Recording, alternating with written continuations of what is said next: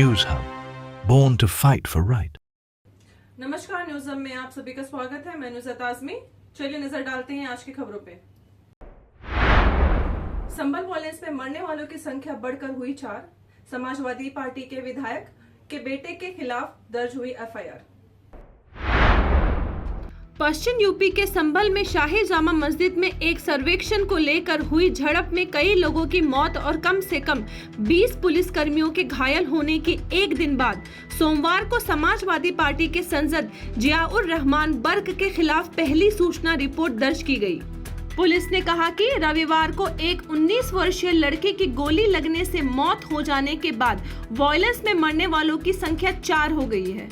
यह विवाद तब खड़ा हुआ जब संभल में वकील विष्णु शंकर जैन और अन्य की ओर से याचिका दायर की गई।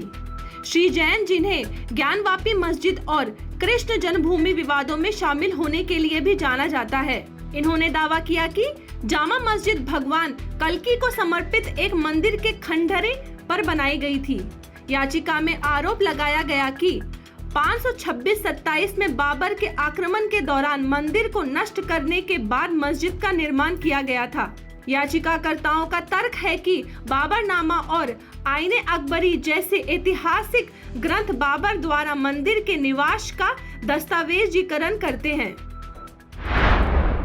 पाकिस्तान जेल में मरे गए भारतीय मछुआरे का शव उसके गांव गुजरात ले जाया गया।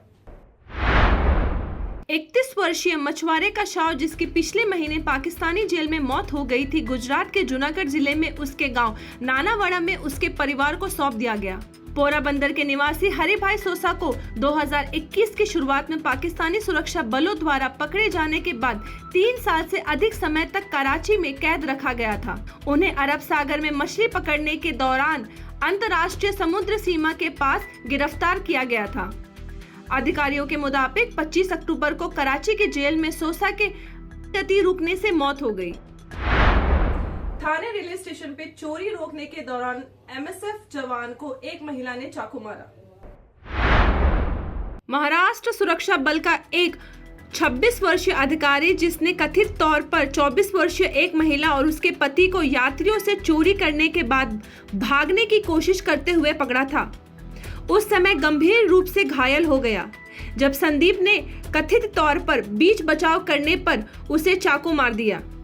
थाने जीआरपी ने हत्या के प्रयास का मामला दर्ज कर संदीप को गिरफ्तार कर लिया है। पुलिस अधिकारी के अनुसार घायल कर्मी की पहचान अनिकेत कदम के रूप में हुई है, जो थाने रेलवे स्टेशन से प्लेटफॉर्म नंबर 9 और 10 पर गश्त ड्यूटी पर था। बॉम्बे हाईकोर्ट ने Worli BMW hit and run case के मामले में मिहिर शाह को रिहाई की याचिका पर फटकार लगाई।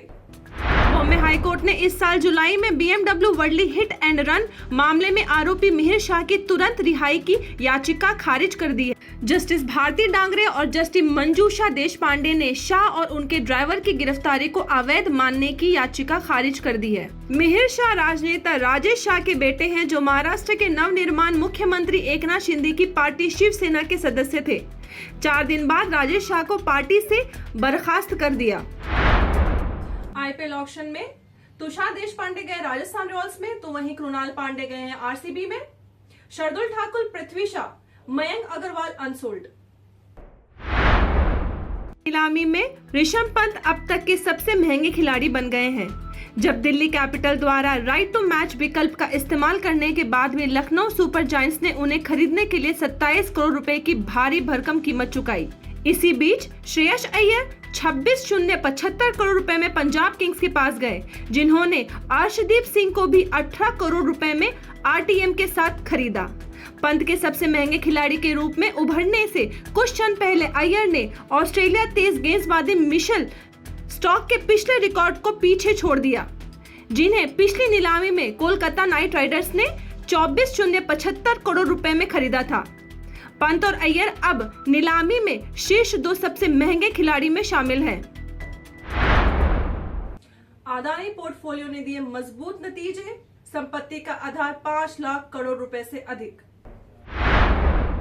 अदानी समूह ने बाहरी दबाव के बावजूद अपने निम्नतम H1F25 और ट्रेलिंग 12 मंथ परिणामों के माध्यम से मजबूत वृद्धि, स्वास्थ्य और स्थिर विकास की घोषणा की है। 12 महीने EBITDA इंटरेस्ट, टैक्स, डिप्रिसिएशन और एमोर्टाइजेशन से पहले की कमाई सालाना आधार पर 17% बढ़कर 10 बिलियन अमेरिकन डॉलर हो गई है। इसके साथ ही परिचालन और प्राप्त धनराशि 17 अरब अमेरिका डॉलर तक पहुंच गई, जो 5 वर्षों में सालाना 30% से अधिक की दर बढ़ रही है। आज के लिए बस इतना ही, फिर मिलेंगे नए समाचार के साथ। देखते रहे न्यूज अप। मैं नुज़त आज़मी, धन्यवाद। News Hub, born to fight for right.